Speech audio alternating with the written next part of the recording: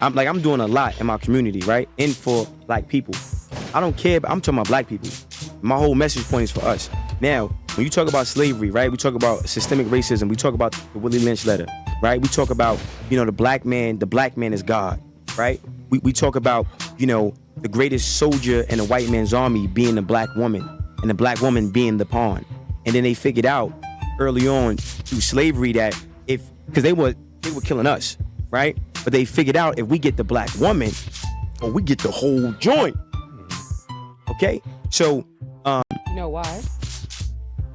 Go ahead. I want you to explain why, because I think it needs. But I get to that, but I want to finish the messaging point, right? Well, she asked him, you know why, when he was in the middle of explaining it. Keep it cohesive for myself. Might forget a lot of information in here. So, what they did was they made the black woman hyper masculine, right? And they made you and me we're studs. We're gonna be in the field. We're handy, right? And I think, and I'm trying to connect it all because he made a valid point, right? The government empowered black women to strategically move the position of power from the black man. Remove the power from the black man. Right? Yeah. So now the black woman in that instance becomes drunk off this power, and then she has a disdain for the black man, and then it becomes perpetuated over generations. So with slavery, what they did was they take us, they call it buck breaking. They do gang bang us, rape us, cut our balls off in front of the black woman, and then before they kill the black man, they'll make the black, after they didn't did him dusty, they'll chain him up, right? Look, they'll chain him up, right? Embarrass him, yeah. Beat him within an inch of his life, and then unchain him, and then rape and do that to the woman. And then the woman is looking at the man like, come save me, but mentally he's dead. He doesn't even have no fight in him. So now she doesn't even have no respect for you. You fast forward to this generation, black women don't respect black men at all. And when you understand that, and it's a lot, so I'm trying to make it like simple, right? Because a lot of people, they respond emotionally and not intellectually. And there's no empathy for black men. There's no sympathy for black men. You don't even love black men. You don't even know who we are. You don't give a about us. Pay my bills, eat my ass, and that's it, okay?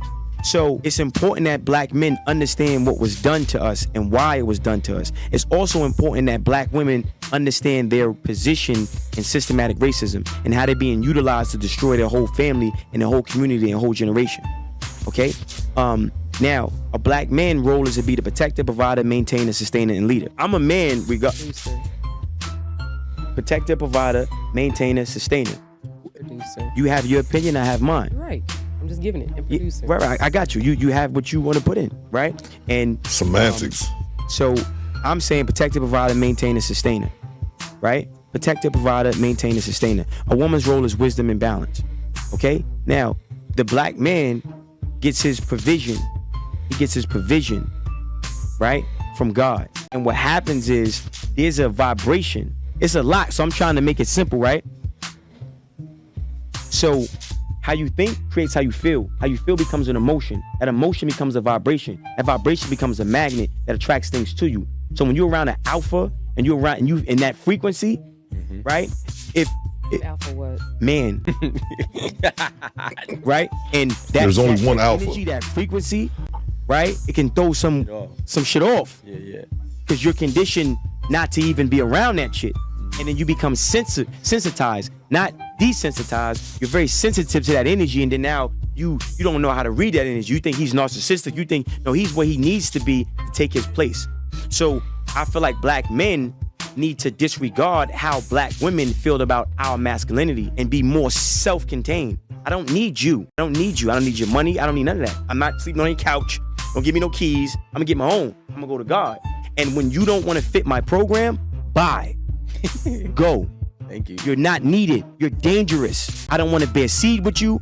I don't want to sleep with you. I don't want to be your friend.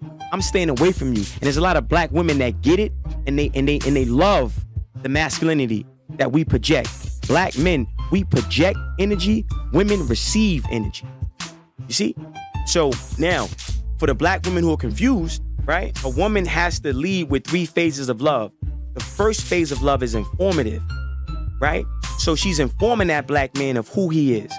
She's informing that black man that, yo, look, You get your provision. You're gonna be the provider. You're gonna be the head of this household. Even if she's Oprah and he's broke, she's gonna uplift him through the information. That's the first phase. The second phase is unconditional love. Unconditional. She's loving and she's loving, she's loving, she's loving. Then the last phase of love is tough love, accountability. The problem is a lot of our women are conditioned to lead with the accountability first. And they don't set the table with informative love and unconditional love. See? Which comes off as disrespect and combative. All the time. Yeah. But again, this is why black men need to be in tune with self. And when that woman is argumentative and she want to talk and every 5 minutes she want to get a word in and she just can't shut the up, let her go. Don't beat on her. Don't catch no cases. Let her go.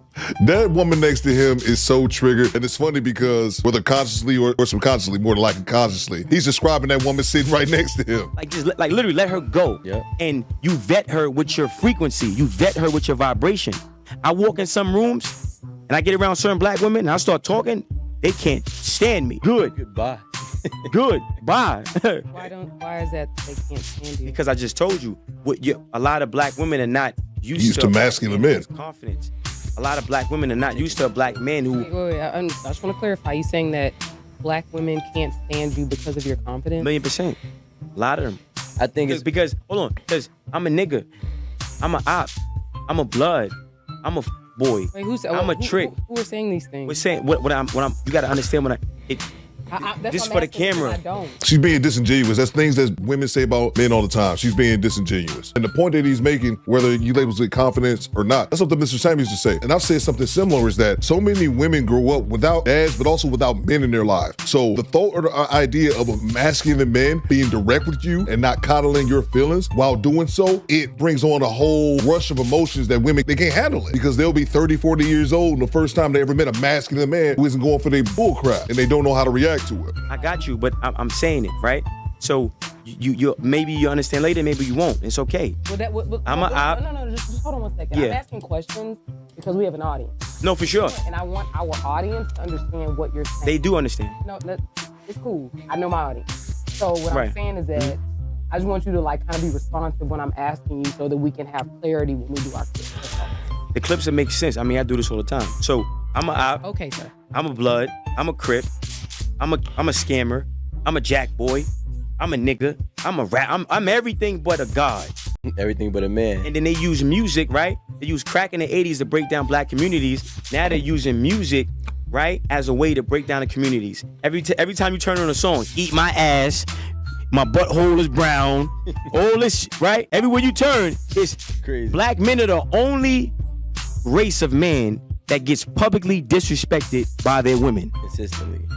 Like religiously. Yeah. You see?